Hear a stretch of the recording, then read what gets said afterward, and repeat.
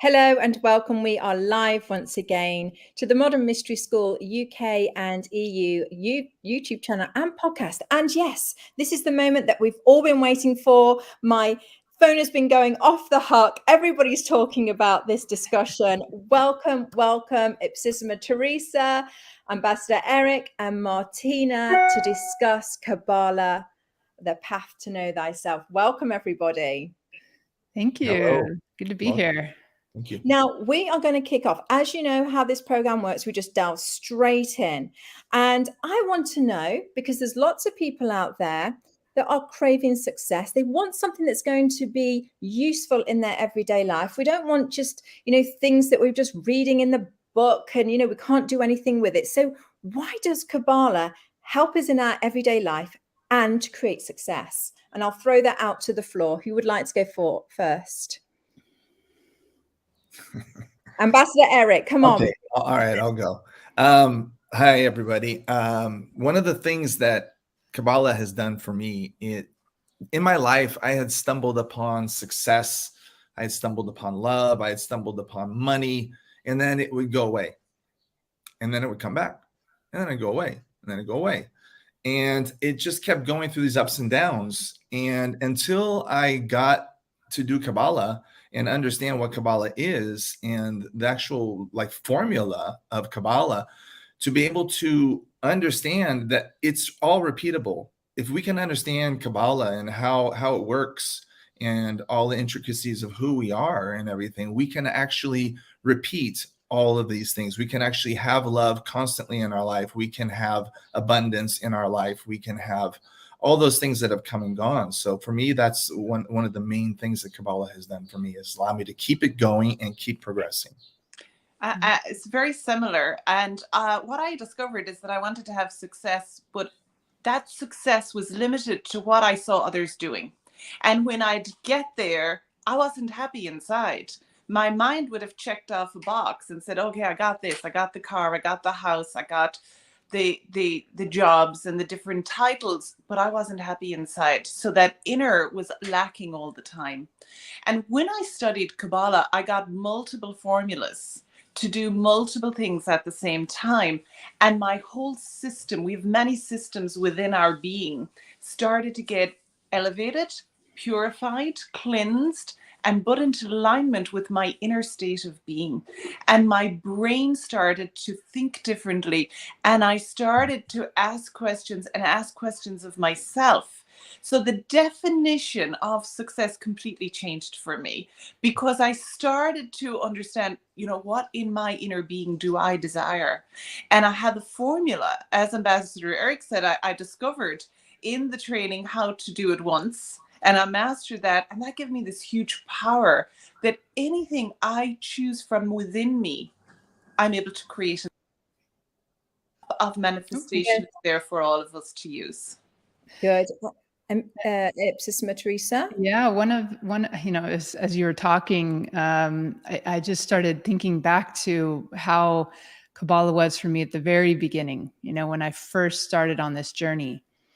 And it was really, I think it's a map to knowing thyself. That Kabbalah gives us the map.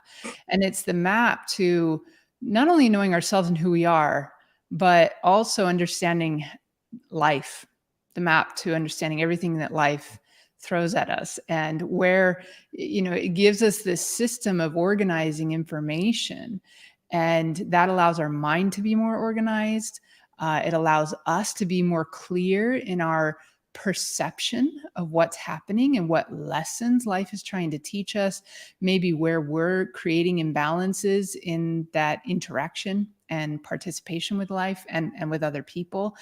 And why, when things aren't manifesting for us, where in the pattern we might be blocking that process and blocking that flow. And so, that map to knowing thyself and understanding life and how energy flows from the higher realms of higher consciousness and the mind into the physical. That was gold. And, I found that it gave me the self-awareness and the tools and empowerment to create life versus to be just in reaction to life. I think we need so much more of that, don't we, in today's world? It's that, taking control, and I love the way that you all explain that success isn't just the one thing. It's everything, and Kabbalah covers all of those different aspects of us. Now, as we know, in the mystery school lineage, in our Hermetic tradition, people come to Kabbalah that have been initiated. However, why, and in our tradition, we talk about service a lot, and how service is the path to enlightenment. So why is it so key that those in service, because they're the people that would be walking the path in our lineage, take this ascension process? How is it going to support them? Martina? So service is service to self and service to others. And if we're not aligned from within to do that, we're going to be lacking. We're going to be leaking in a way. We're going to be lacking. If you think about your structure as a sphere, there's going to be gaps in that. And mastery is when we know ourselves to be able to express our authentic self in the level of service. Now, service is, it's a big concept, right? And when we meet this first, we think, to take care of myself, I'm just going to add a few more little things to my life. But that doesn't give us mastery. We have to elevate and sustain ourselves where we know that we can bring the light in, and the light flows to others for the good of all, for the divine expression to be awakened, because it's all of us. It's all of us. It's no good if I'm at the top of the mountain and there's nobody else there. We want everybody to be there. And Kabbalah teaches us it's all of us or none of us. So service is key to human progression. And the sooner that I awaken and align to the reality that's my progression, the faster I go, the faster I want to get there, is the amount of service I do for others while still serving myself. So it's a bit like, we start juggling in Kabbalah with this, and then we start to realize, everything is easier in my life when I'm in service, because the whole divine universe flows to me, not away from me. Ambassador Eric. Well, service, as you know, is a really big concept, right? It can take a while for you to understand that concept. But as Martina was saying, if we receive something that's really good for us, right? Something that did so good for us in our lives, and I just kept it for myself, what good is that really doing, helping the planet, helping others, making the world better? It's really not. So if I have something that was given to me by the divine, in order for that to continue flowing to you, part of the key is serving. It's actually taking what comes to you that fills you up, and then with that overflow, you're able to serve and help others. And then that flow will keep flowing. And that's the same thing with abundance. It's the same thing with anything that we do. So if we stop that flow, it's not going to keep coming. Why would you keep giving to your child if you gave to them and they just kept it for themselves and they weren't sharing and they weren't doing anything with that? Eventually, if they were just letting it waste away, you would stop that flow. So I like to think that it's a concept that I use, that as God gives that to me, I share it and keep that going. So I pay it forward the whole time. It's just constantly serving. And of course, understanding who you are and understanding that you are God is the most important thing that you'll discover in your life. It's actually the key to you having joy and having success in your life. Success. Yeah.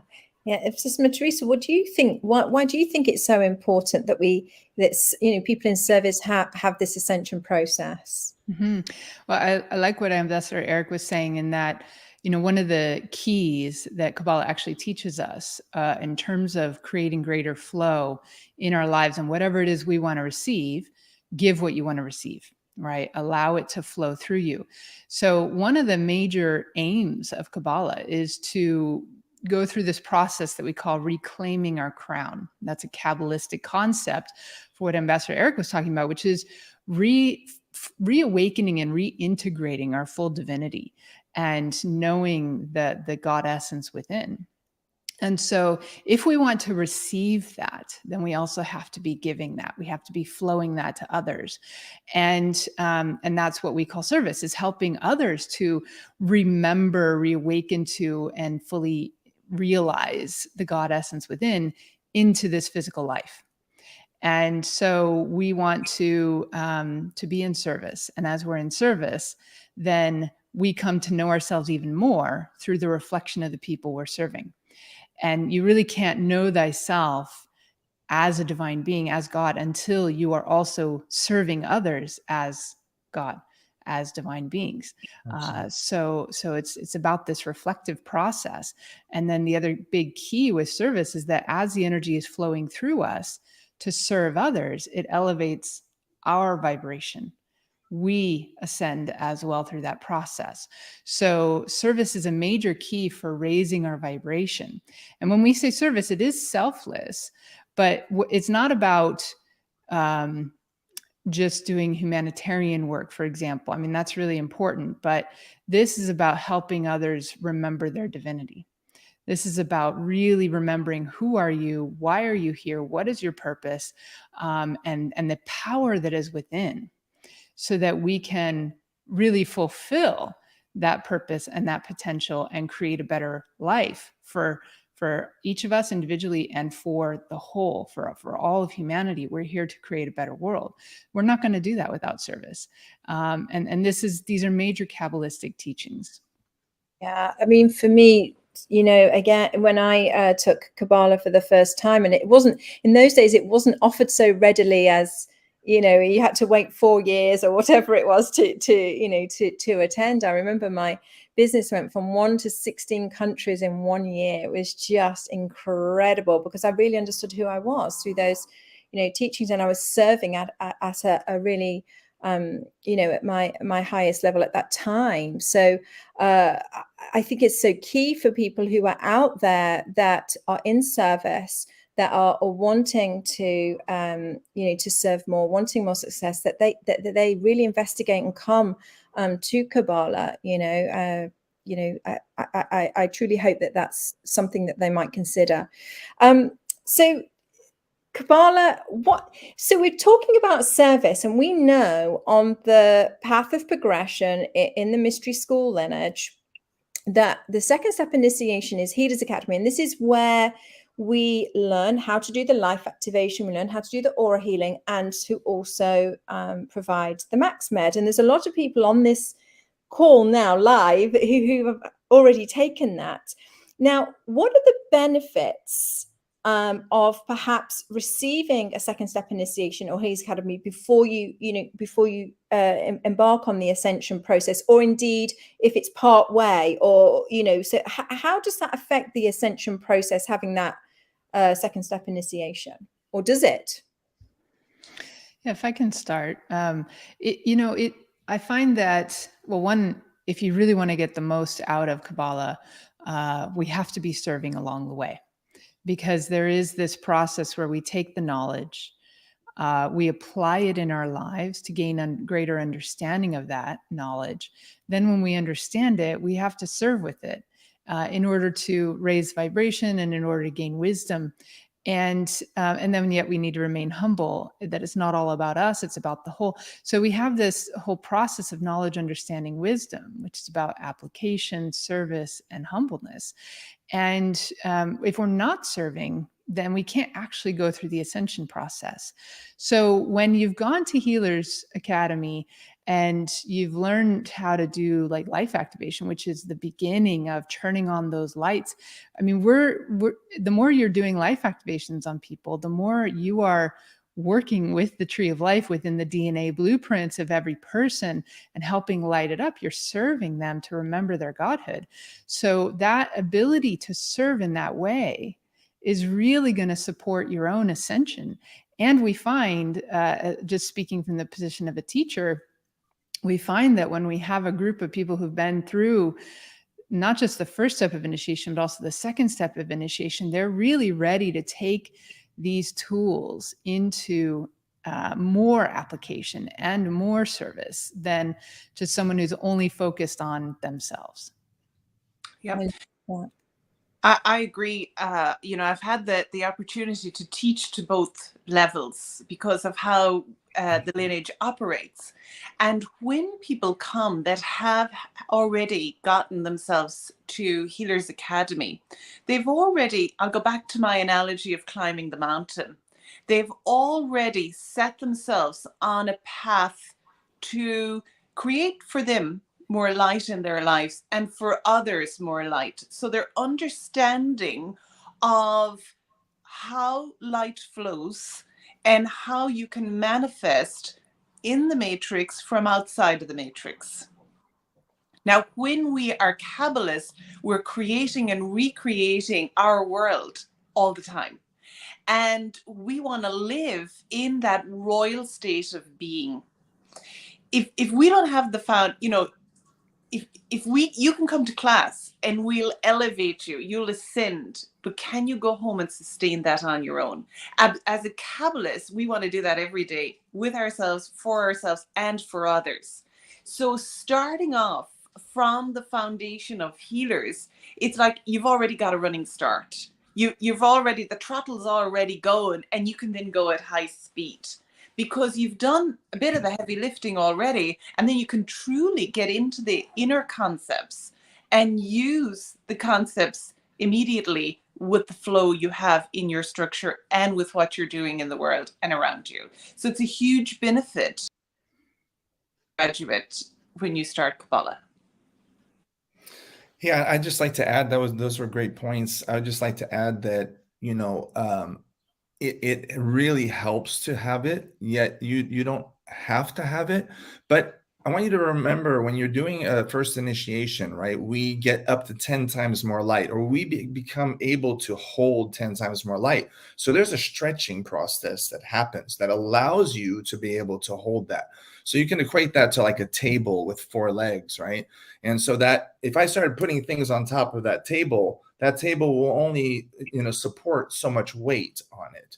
Yet when you do the second initiation, you have up to 100 times more light. So I like to think of it as you've just added another 4 legs or 8 more legs to that table. So now that table is much stronger. So you can start putting more on top of it. So as you do more initiations and as you have more experience through serving and all these other things, as the two before me just mentioned, you become stronger and you become able to handle things at a much more efficient level, so that you're able to better put to use all of these tools, right? So the more stronger foundation that you do have will allow you to reach the higher heights. Obviously, if you think of it as anything that you would stand on in the world. So I invite you to do that. Yet if you're just, I see a question here in the chat.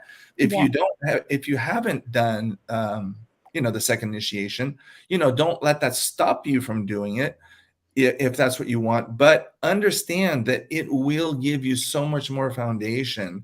And so if you have a choice, just consider that.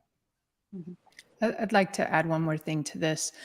I've been teaching Kabbalah for a long time, and I've taught it. We've had many different iterations to what the requirements were to go into Kabbalah. And what I would say is Kabbalah gives us the map to self-reflection and understanding ourselves, understanding our lives, understanding how to navigate and put into context the alchemical process that's happening as we go through the path as an initiate. But when it comes to Healers Academy, so even though we're doing a lot of self-reflection in Kabbalah, the Healers Academy heals something within people, within their central core, that I've never seen Kabbalah really be able to get at, because Kabbalah is very much a self-guided process. Whereas the Healers Academy, you are immersed in those 5 days of very high level energy to learn how to become a healer, but also to heal thyself. And when we really get, and it's an energetic process, it's not a mental process at Healers Academy. And when, you're so much in your heart and you're so much in this place of learning what it is to truly serve from the heart, from your God essence to the God essence of another person, and you're receiving that infusion of light into your own DNA, into your own tree of life blueprints within the DNA, that it just heals something. It stabilizes people at such a core level that then when they go into Kabbalah, they're so much more ready to just, get into a deeper level of self-reflection. Like some people, yes, I agree with Ambassador Eric. Some people, they can get a lot out of Kabbalah without having done Healers Academy. But there have also been people I've encountered where I thought, you're never going to make it through Kabbalah if you don't do Healers Academy first, because you need to really heal.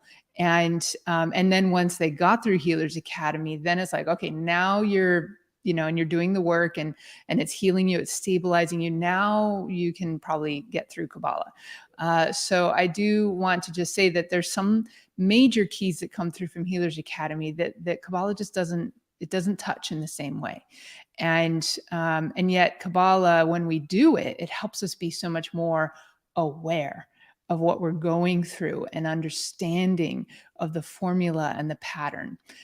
So that's why I think it's important for people to really make sure that they're taking that step of Healers Academy, whether they're doing it before going into Kabbalah or during the Kabbalah ascension process. It really, they accomplish two different major keys.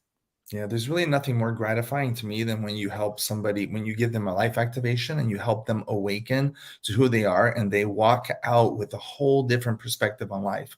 I mean, that to me is much more gratifying than I was able to take myself up a little notch, but it does happen simultaneously, as Ipsissima Theresa said. And so, yeah. It's so true, isn't it? I mean, my goodness, we are so blessed that we have access to all of this, so we have we can go to healers, we can get the adept initiation, we can have a life activation, we can go to Healers Academy, we can go to Kabbalah, we can go to Ritual Master. My goodness, thank goodness we have access to all of it. There was a question here, and maybe if we could just spend a moment or two, and Star is asking, what do you recommend for those that currently do not have the income to take the Kabbalah courses, but are adepts and are doing their rituals daily and want to progress? Well, make a plan, make a plan. That's what I did.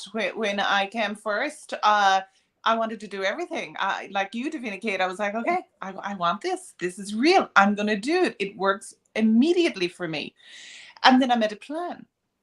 And I saw very quickly, going to Healers Academy would have been a very wise decision, because immediately I could use the tools to go to work, serve others, serve myself, make the world better, and make my personal life better. And that's what I did. And I constantly, and I still today, take that wand out and go out into the world. And then I set my intention. I'm going to start Kabbalah. I'm going to start Ritual Master program. And that's what I did. I fueled my path with the flow of service with and for others. And it works. I love what Martina's saying there, because it's so Kabbalistic. We talk about what the four worlds, right? Idea, thought, plan, action. And where there's a will, there's a way. So if you truly have the will to progress and to, that progression is actually going to start from your implementation, your application of what you have learned, what you have received already. Start living it. And if you're living it, then the flow, really starts to happen in your life. But then we have to harness that flow, right? So we have to have the will to where we want to take it, have a clear intention, a clear idea of where you want to go with it. And then, as Martina said, make a plan for how you're going to get there. But then it also has to be with, the action, the will to take the action. So create a good plan, follow that plan, make things happen. Sometimes we have to adjust the plan, if things aren't going according to how we thought it would, but then that's fine. Just adjust and then keep moving. Don't stagnate. Just keep the forward momentum going. And where there's a will, there's a way. So the question is, sometimes we say, well, I can't do this or I can't do that. But what you need to do is ask yourself, is that a can't or a won't? Mm-hmm. Is it that you won't do something because you are lacking the will to make something happen? Or is it truly that it's completely outside of your control? I think if you are a divine being, you are God, there's always choice. There's always power within your hands to do something. And then it's a question of your will and, maybe some application of discipline to make it happen. Yeah. And I'd also like to add that we have wants and we have wants. So like I want to learn French, but I don't want to learn French so bad that I want to take classes and I want to study grammar and I want to go, do all the things that I need to learn French. So I guess I don't really want to learn French that bad. So determine what you really, really want. So be focused. On Kabbalah, we talk about tangible, measurable results. Determine what it is that you want and then focus your attention towards that. Focus all your energy towards making that happen. Having a plan, working through those 4 worlds and bring it into reality, obviously through our will and all that. But I would invite you to try to redefine exactly, what it is that you want to focus on and then just make it happen. Yeah, definitely. You've definitely got all the head start by being an adept. I mean, it's truly tremendous. So tell me, people ask, and it's controversial, so I'm just going to go there. What's the difference between the Kabbalah that we teach and maybe the Kabbalah that I see out there that maybe have some kind of maybe religious connotations or something tied to something else? People ask me this all the time, and I'd really like to get this cleaned up. Can you help me? Mm-hmm.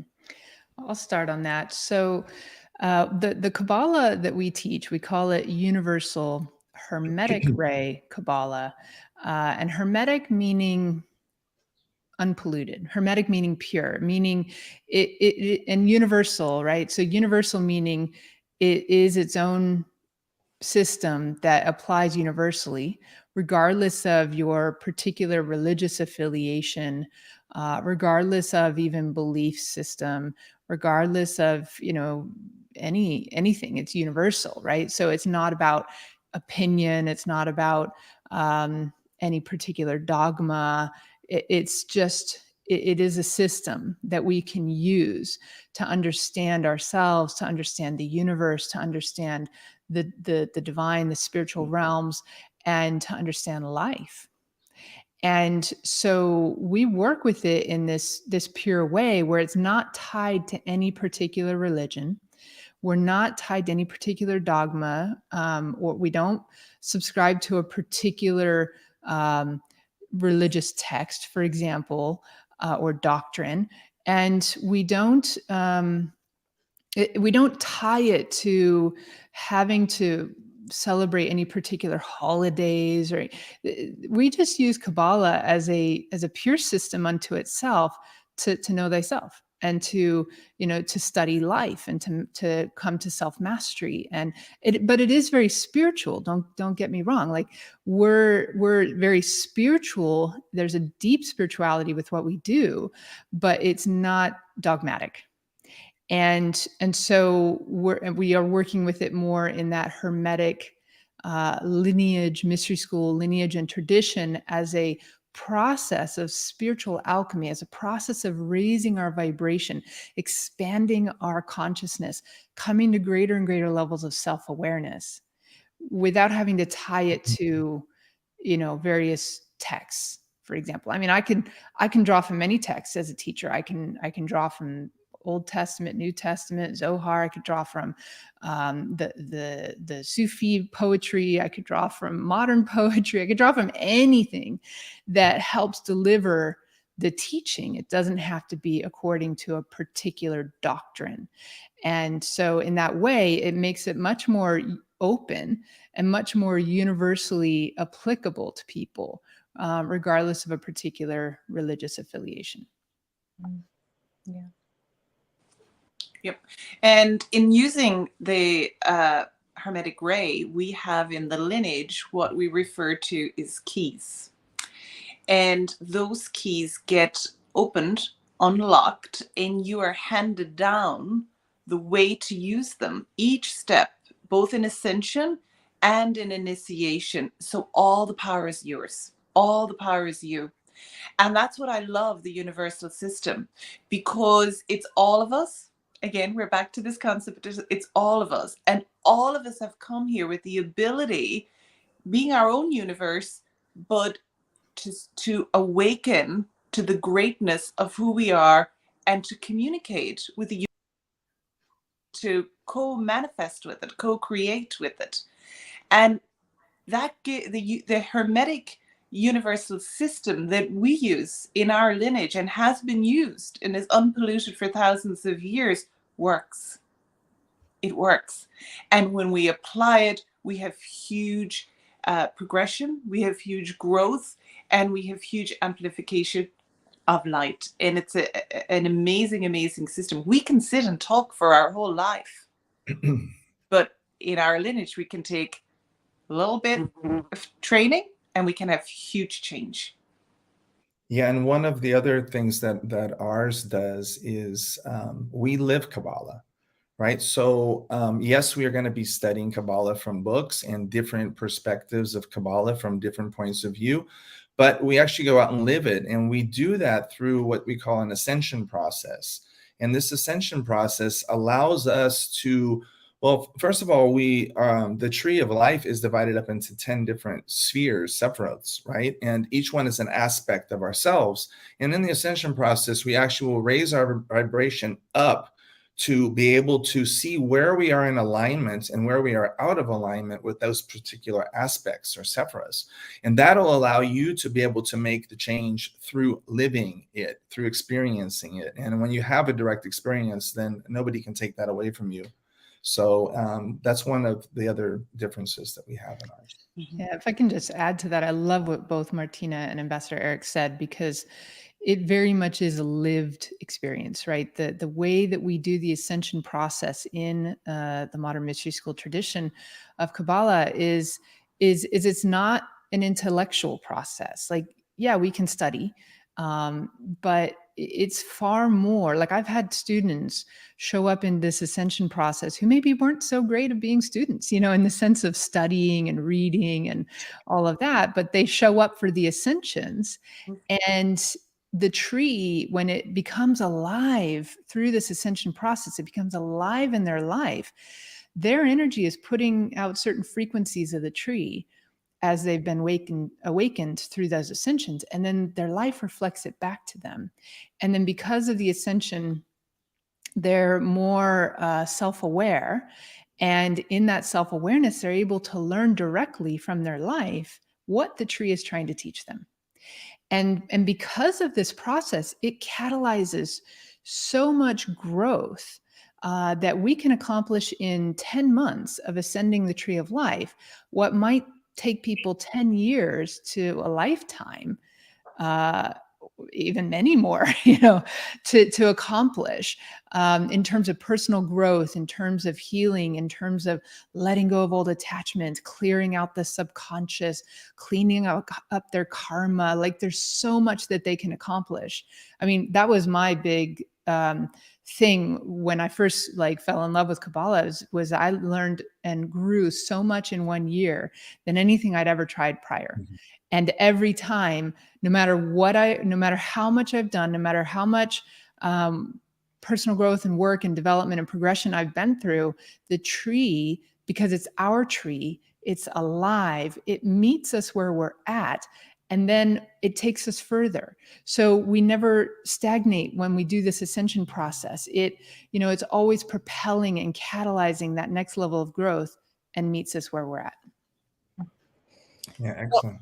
Yeah, I think that really helps. That helps, me as well, when I'm talking about Kabbalah and I'm not a Kabbalah teacher, I'm a guide, and I explain what happened to me in that year. It's far beyond just reading a book or being that intellectual process. You don't have to remember all the the names of the planets and the colors and all these kind of, it's great if you can, but it's not to get so overwhelmed with that, because it is an energetic process and you will come to learn those through living it, and that's the beauty of it.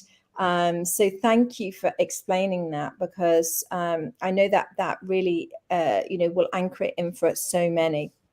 And we're just going to round off now. And I would like to know, and this question has come in from Davina Ann, actually. What was the most transformative moment for you in your Kabbalah studies? And what is your favorite book and author on Kabbalah, and why? So to each of you, please. Oh my goodness, I think I have so many transformative moments, but the one that jumps to my mind straight away is, in life you have those moments where you have to face things and it's going to be really hard. And I remember I had been in Kabbalah and I had to go do something, and I knew it was going to be really hard. And when I got there, I realized this isn't hard, this isn't difficult. I'm not having a hard time. And I thought, oh my goodness, something major has shifted inside of me, because I'm okay. And I was as shocked as I was excited, if that feeling, because it was like, okay. And that was it. It was over in a moment.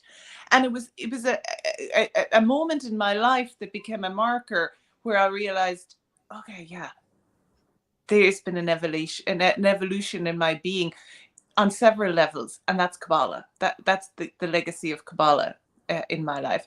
And I have many books. If I turn the camera around, you'll see. Maybe I have too many books. But I suppose the one I like Ponce. I like Charles Ponce, and I like that book. I like the way it's written. I can read it. I can read it again and again. It's a good one. Yeah, it's one of my faves. Ipsissima Theresa? Yeah, there's so many significant moments and transformations. But if I were to kind of summarize it, I would say often it's been in the process of what we do at the end of the journey, at the end of the 10 months, we do this process, this final ascension called crossing the abyss and ascending into the supernals. And often my big reflection points have come from that experience of crossing the abyss and ascending into the supernals. And I remember, my first time, I've definitely experienced the abyss, but I didn't fully experience the supernals my first time. But then my second time, I had a lot more humility, because the first time really taught me, like, oh my gosh, this is real. Like this, I'm not making this up. This is real. And my second time, then it was like, okay, it came with a lot more humbleness. And then I did have, the experience is very profound, but it was a couple times later where I really, really felt the energy of the supernals. And it was like, oh, wow, that is so sacred, so holy, so reverent. And just, even without going through the process right now, just remembering that right now, it's like I can just feel that energy come in, and it's just like, it can bring you to tears. It can bring you to just such gratitude. And it really helps you shift from, and it helped me shift from belief in and hoping for and faith in the divine to knowing. And that knowing that there really is a spiritual side to life, and that is within me, and that I have direct connection to that, and I can call that in now and access it anytime. Like, that is really profound, to shift from that faith and belief to knowingness, to gnosis, from direct experience.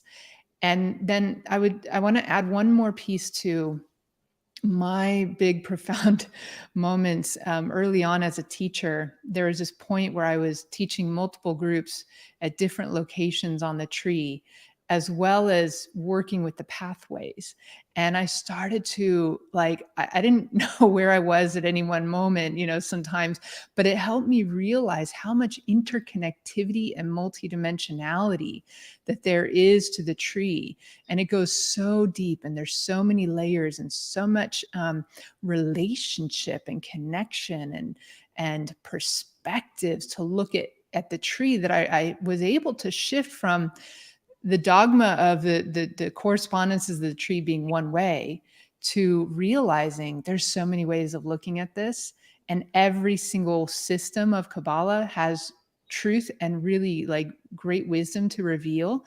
It's just looking at it from different angles, looking at this multidimensional tree from different perspectives. And yet it shows how dynamic and alive and multidimensional the tree is. And then when we can start to wrap our minds around that, it frees us to live such a multidimensional life and move beyond this sort of matrix in a box way of thinking. And Kabbalah does that so much. It kind of it blows up our concepts, and then it reorients the structure, the framework of our mind, and then it expands that container of our mind and our energy field and our soul, and then it kind of it does it again, and it does it again, and it does it again, and we just keep expanding. So I love it. I love it. And in terms of Kabbalah books, I have so many. I agree with Martina. Ponce is one of my favorites. I also like Gareth Knight because he digs deeper into all the different correspondences, like The Unfortunate, but he takes it further. I've also really liked some of the things I've seen with William Gray's book on Kabbalah. And, but I think for me, the deeper, those are the good ones to start with. And then as you continue on, you just get deeper and deeper and deeper. But you can't really appreciate the ones that get so much deeper until you have the foundations. So, yeah. Thank you. Well, for me, I would say there are so many moments. Oh my God, as student and as teacher, as we said before, the more that we teach, the more that we serve, the more that we learn about ourselves, and the more that we actually understand, life and Kabbalah. I had my first year an amazing experience at the crossing that was unforgettable. I have not repeated that since that day, but it was amazing, amazing, amazing. So I did have that direct experience. I think for me was one of the moments when I really understood the difference between the supernals and Malkut.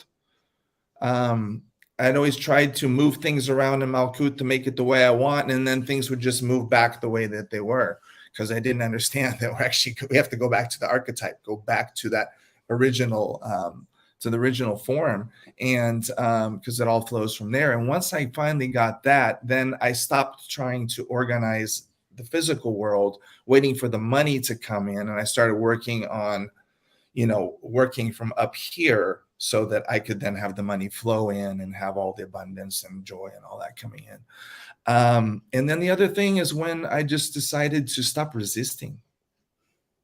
I was resisting a lot because, the beings, the guardians, they come in, they show you where to go, and we just don't listen. A lot of times we're like, no, it's over here. And they're like, no, it's this way. And you resist. And where you resist, that's where you experience some difficulty.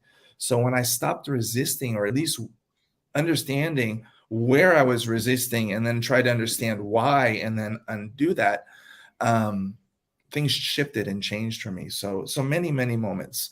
As far as books, The Unfortunate was very instrumental in my life. It was very difficult at first. I didn't understand anything she was saying in the beginning, but after several reads, I started understanding it. But since then, I've moved on. I think Ponce is really instrumental. And for my first book, I think The Complete Guide to Kabbalah, I think it's called, or The Living Kabbalah, was very instrumental because it was my fallback, easy to read one, and kind of gives you a good basic understanding. Yeah. But there are just so many. Yeah. Just so many.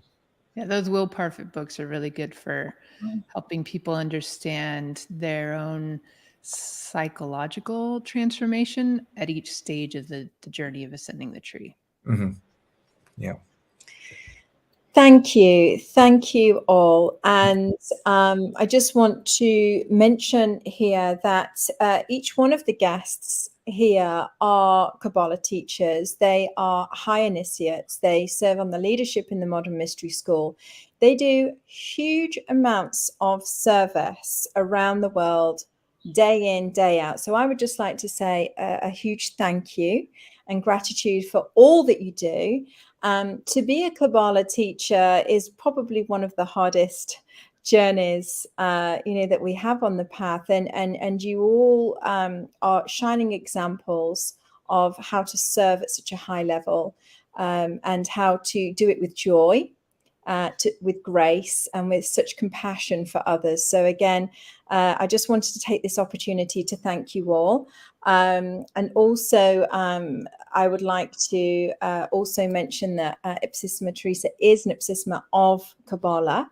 So, we are, we're now at that next level of progression, aren't we? And we're seeing, and Kabbalah is evolving and changing under her guidance. So I'm very excited about what is to come. So actually, if I can, we have several new levels of Kabbalah coming. So we have our regular Kabbalah ascension journey for people who are doing it for the first time. Then we have the Kabbalah ascension journey for Kabbalists, for people who've already done it and have also done Healers Academy. And that goes even deeper, both within the service as well as just deeper understanding and relationship to the various intelligences on the tree and building those relationships. And then we have various Kabbalah symposiums that are different aspects of Kabbalah teachings that we don't ordinarily get into with the ascension journeys, which are going to be able to start coming out more and more, hopefully soon.